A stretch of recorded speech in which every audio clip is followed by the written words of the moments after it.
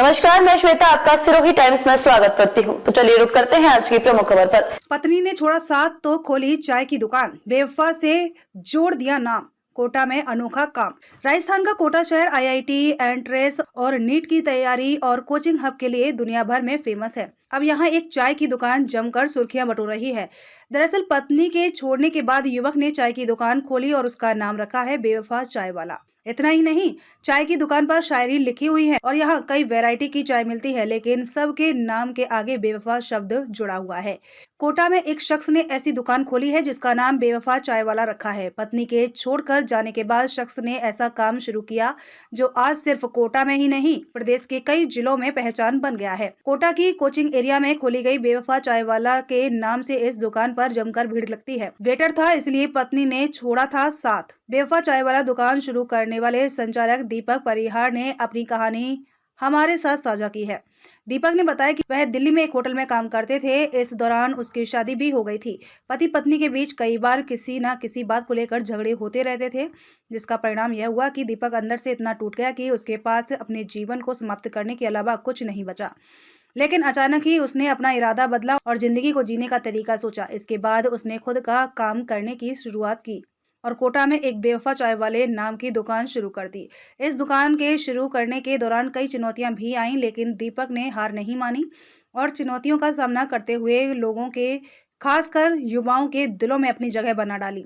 चाय की अलग अलग वैरायटी। संचालक दीपक परिहार का कहना है कि यहाँ पर चाय की अलग अलग वैरायटी होती है, जिनमें कोई टेंशन वाली चाय, प्यार वाली चाय, सरदर्द वाली चाय, सुकून वाली चाय, दोस्त वाली चाय, यार वाली चाय। इसके साथ ही बेवफा के आंसू के नाम की चाय भी यहाँ बनती है। सुनने में भले ही अजीब लगे, लेकिन इन नामों की चाय यहाँ पर काफी फेमस है, जो लोगों को अपनी ओर खींचती है। जवाहर नगर इलाके में खुली बेवफा चाय वाले की दुकान पर सुबह से शाम तक युवाओं की भीड़ देखने को मिलती है। दुकान की दीवार पर लिखी है शायरियां। ग्राहक जैसे ही बेवफा चाय वाले की दुकान के अंदर दाखिल होते हैं तो सभी दीवारों पर अलग अलग शायरियां देखने को मिलती हैं, जिसमें बेवफाई के अलावा जिंदगी को जीने के तरीके से जुड़ी लाइनें लिखी हुई हैं। इनमें से एक स्लोगन में लिखा है, कोई बेवफा नहीं होता, दिल का बुरा नहीं होता है, नया शहर है, नए सपने हैं, कभी कभी तो घर की याद आती होगी, लेकिन सपने पूरे करने भी जरूरी है। दीवार पर लिखे ये स्लोगन यहाँ आने वाले ग्राहकों को अपनी ओर खींचते हैं। दीपक दे रहे हैं 16 लोगों को रोजगार। बेवफा चाय की दुकान की कहानी से अलग हटकर बात की जाए तो दीपक बताते हैं कि उनका मकसद लोगों को रोजगार से जोड़ना भी है।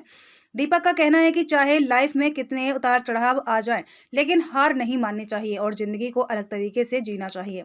दीपक ने जब यह दुकान शुरू की थी तब उसके पास काम करने वाले लोग नहीं थे, लेकिन धीरे धीरे उसने 16 लोगों को रोजगार से जोड़ दिया।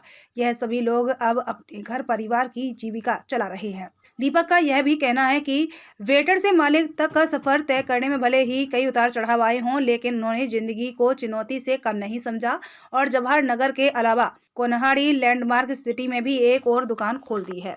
खबरों में अब तक के लिए बस इतना ही। फिर होगी आपसे मुलाकात ऐसी ही किसी बड़ी खबर के साथ। तब तक के लिए नमस्कार और देखते रहिए सिरोही टाइम्स।